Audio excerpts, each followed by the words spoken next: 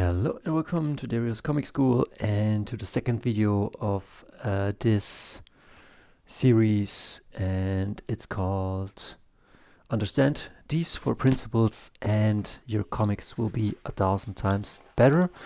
The first video was about Danger Girl, so you don't have to necessarily watch the first video of the series.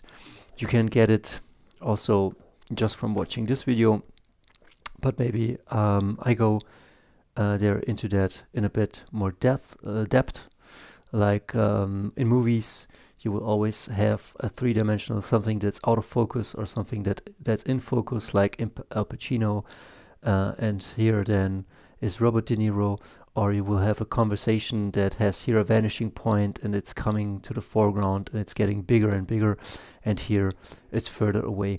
That's how you create three-dimensional space. And in photography or in comics, the same rules are applied. And I break it down into 4 principles, and it's number 1, the guiding of the eye line. Number 2, the vanishing point. Number 3, creating three-dimensional boxes. And then number 4, overlapping. Just to give you a quick overview, I will show you in a second a page from The Walking Dead drawn by Charlie Adlard. And as you can see, I have a lot going on, but the purple is the vanishing point. Then we have guiding of the eye, which is red, which we start here, we go up here, go down there, and as you can see, the eye is guided pretty good, so we can, well, follow the in the text bubbles. And as you can see, I also create three-dimensional boxes with the blue ones. It almost seems like Minecraft, and then there's some overlapping which separates the space in background, midground, and foreground. So we have something, let's say this is in the background, this is the midground, and this is the foreground. And so you know that this is much bigger than this, and you get some space. Or let's say the comic is the background and here's the foreground. Let's say here's Al Pacino, here's Robert De Niro, and here's Val Kilmer, and you can see how the camera goes into focus when we focus on Val Kilmer right here somewhere. So, and that principle always apply to make 2D surface that is flat appear three-dimensional. And it also plays in the comic into play, as you can see here. It starts with a pretty, we're in the back, but there are shapes that come to us, and so a three-dimensional space will be created. And when spaces are flat, they're kind of boring. And when things do not overlap, or are kind of pushed a bit to the front and to the mid, like this looks far more interesting than just this. Well, let's say it is this way, but let me show you the page. So this is the page we're looking or taking a look on. Let me see if I can go a bit deeper. And yeah, this is, well, I gotta leave it like this. This is the page we're taking a look at, and here's this one. And we have here, you can see it looks like pretty flat. Both are there, but it is not flat, because we have something in the back like this table, and it has a dynamic, how to say, like it follows some vanishing points. The light is coming to the front with Carl here in the middle, and then things are overlapping, like some beans, and then something's coming to the foreground. Rick's face is further in the background. Wait a second, maybe I can turn this a bit like this and like that, and now I can show you a bit better.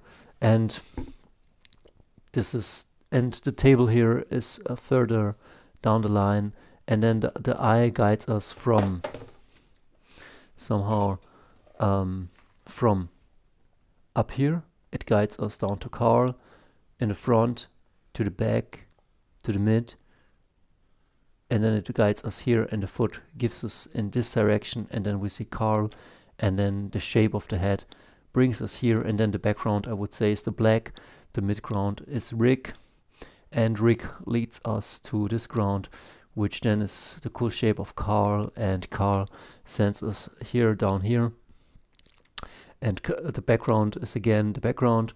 Carl is here, and I don't know, is this Rick or is it Carl? I guess this is a piece of Carl and this is a piece of Rick, how he's laying here, and the overlapping makes it so that we're having a bit of space.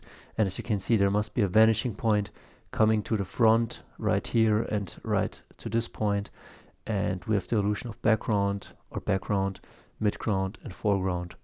And let me show you how this looks on the paper and what we should take a look at and why this is so important. And I did this with J. Scott Campbell and I do this with 2 other artists just to illustrate that different artists may draw differently, but the underlying principles will be the same. I hope you can see, like on my display it's pretty tiny, but when I look it up on a screen it's perfectly fine.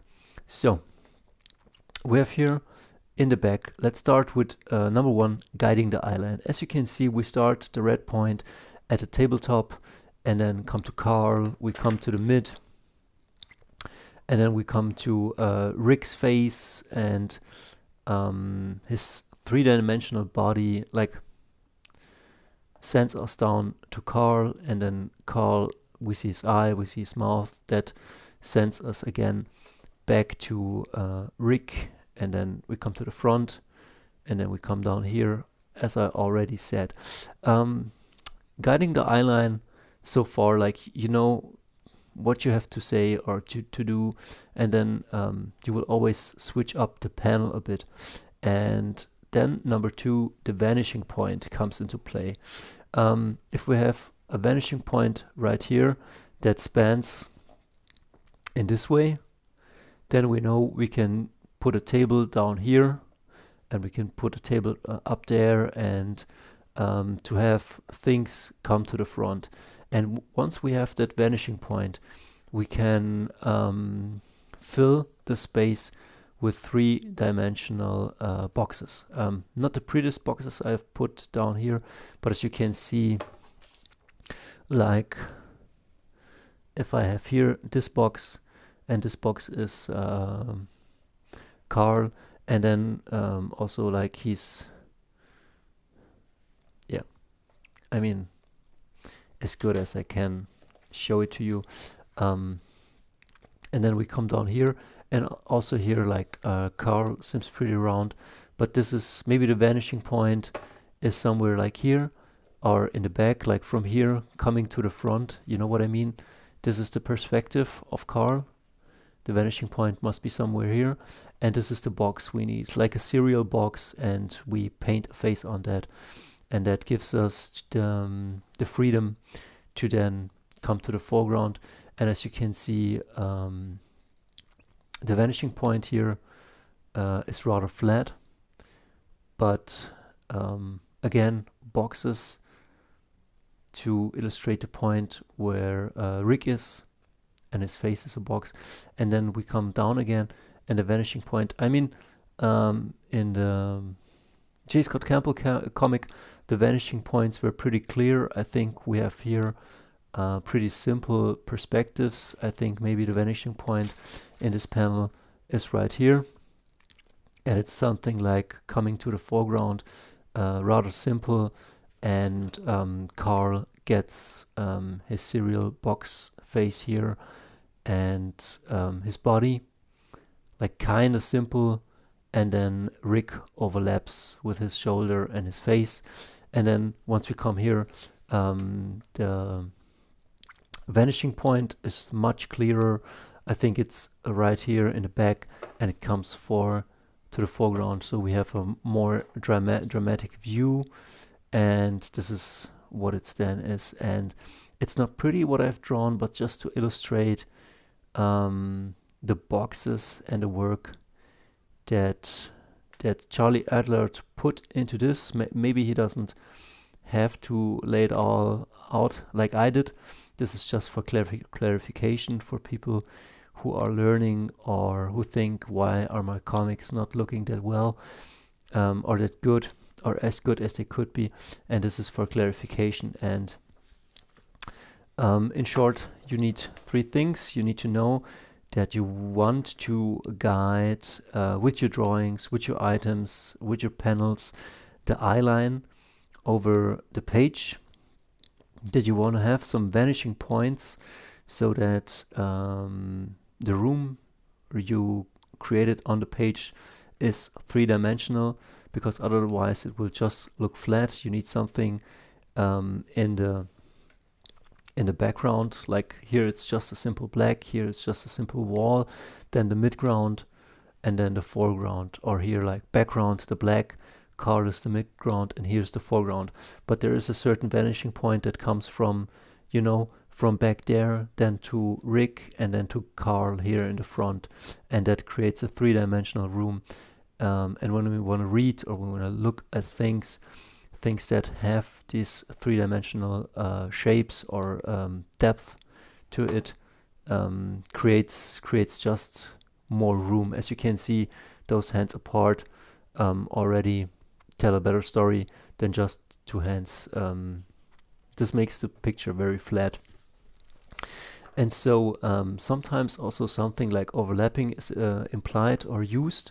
As you can see, this piece down here overlaps Carl and overlaps also this thing, and Carl overlaps the table, and Rick is leaning on his arm, and his hip overlap his arm, and this makes it look really good. Or here Carl overlaps Rick, and Rick the background. So these are techniques that are also very used, and I think this is Rick's shoulder and this is Carl's shoulder. I would have separated this better, but this overlapping makes it also helps the picture create the illusion of depth. And also here, like you have here Carl overlapping Rick. I would say the background, like maybe this is two vanishing points, one from here and one from the other side. And then you have here the Carl box and here the Rick box, and it makes it look and feel a bit deeper and better. And that's this video, and it will come a 3rd video to show you how Dave Mazzucchelli does it. And yes.